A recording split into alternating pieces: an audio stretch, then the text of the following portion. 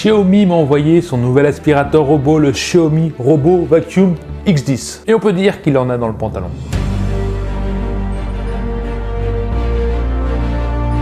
On reste sur un aspirateur robot plutôt complet. On va retrouver dans la boîte l'aspirateur standard robot. On aura bien sûr la base récupérateur de poussière, 2 sacs à poussière, un dans la base et un de remplacement, une petite brossette à clipser sur l'aspirateur et bien sûr le petit bac d'eau avec la serpillière qui lui est rechargeable pour nettoyer la maison. Parce que oui, l'aspirateur robot, le Vacuum X10 de chez Xiaomi, fait aspiration et lavage.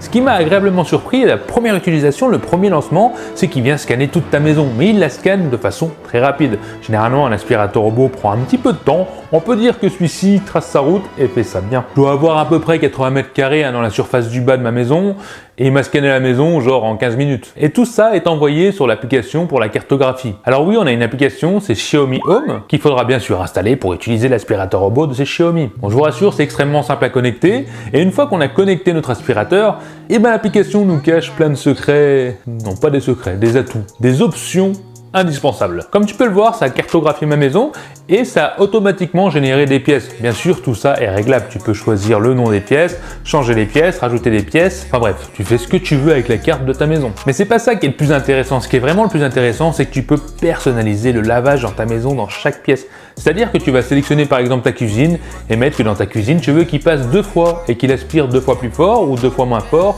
ou que la serpillière lave 2 fois plus ou un petit peu moins. Et tout ça dans toute la maison. Ça peut être les chambres où il y a de la moquette où tu veux une meilleure aspiration, tu pourras régler ça. Tu peux même régler quand il ira aspirer. Bon, tout est personnalisable, tout est réglable et ça, c'est vraiment pratique. Mais le truc indispensable dans les réglages de l'application, c'est les murs virtuels. Oui, parce que moi, vu que j'ai une baie vitrée et qu'on peut sortir de chez moi, l'aspirateur aurait pu aller se balader dans le jardin. Et grâce au réglage, j'ai pu mettre un mur virtuel qui empêchait l'aspirateur de sortir de chez moi, tout simplement. Ou alors d'aller sur une partie que je ne voulais pas. On peut mettre des zones interdites à l'aspirateur. Par exemple, la chambre d'un enfant avec plein de bordel.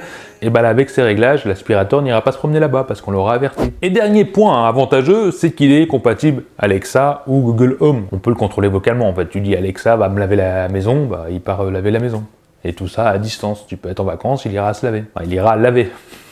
Mais vous allez me dire, qu'est-ce que ça vaut dans la pratique? Parce que toutes les options, ça peut être bien, s'il aspire rien, ça sert à rien. Et si je vous dis que j'ai été agréablement surpris, je suis sûr que vous n'allez pas forcément me croire, et pourtant c'est le cas. Et pour vous prouver ça, j'ai décidé de prendre de la litière pour chat que j'ai mis dans un petit bol tout moche, et que j'ai mis par terre. Ça reste quand même des graviers, et cet aspirateur robot, le X10 de chez Xiaomi, est passé dessus en une seule fois et m'a tout aspiré. Honnêtement, j'y croyais pas moi-même, je me suis dit qu'il allait rester des petits bouts, ou que ça allait les expulser à gauche ou à droite, bon, que ça allait pas être parfait, et pourtant ça l'était. En plus c'est passé en mode standard, j'ai pas mis le mode maximum parce que c'est un aspirateur qui monte jusqu'à 4000 PA, donc ce qui est quand même pas mal pour un aspirateur robot, mais là il est passé en mode standard, c'est-à-dire qu'en mode fort, c'était encore plus performant. Donc oui, cet aspirateur robot aspire vraiment et le fait bien. Il n'y a pas que la puissance qui compte, il y a aussi la stratégie de nettoyage. L'aspirateur a une stratégie qui est super efficace. Il fait d'abord les coins des parties qu'il veut nettoyer, il fait le contour pour bien aspirer tout ce qui est dans les bords de la maison, et après il va zigzaguer de chaque côté pour aspirer et nettoyer en même temps toute la maison correctement. C'est toute une combinaison qui va faire un bon nettoyage. En fait, la petite brossette sur le côté va ramener les poussières des coins au centre et à ce moment-là, c'est la brossette centrale qui va tourner et emmener toutes les poussières ou les déchets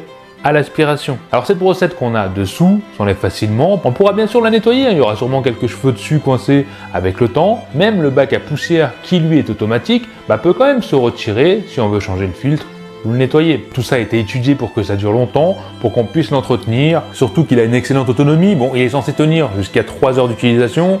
Il faut pas 3 heures pour nettoyer ma maison. Désolé, ma maison est pas assez grande pour le tester en illimité. Mais voilà, une maison en tout cas de 80-100 mètres carrés, il le fera largement sans aller se recharger. Et d'ailleurs, pour la recharge, il est complètement autonome. C'est-à-dire qu'il va retourner automatiquement à la base, il la retrouve facilement. Et il fait pas que se recharger. Parce qu'une fois que la maison est nettoyée et qu'il a aspiré plein de poussière ou des jouets ou je ne sais quoi, il va se vider automatiquement. En fait, sur le dessous de l'aspirateur, il y a 2 sorties. Et c'est là quand il vient se mettre dans la base qui, elle, la base, va aspirer très fort. Mais très fort de très fort.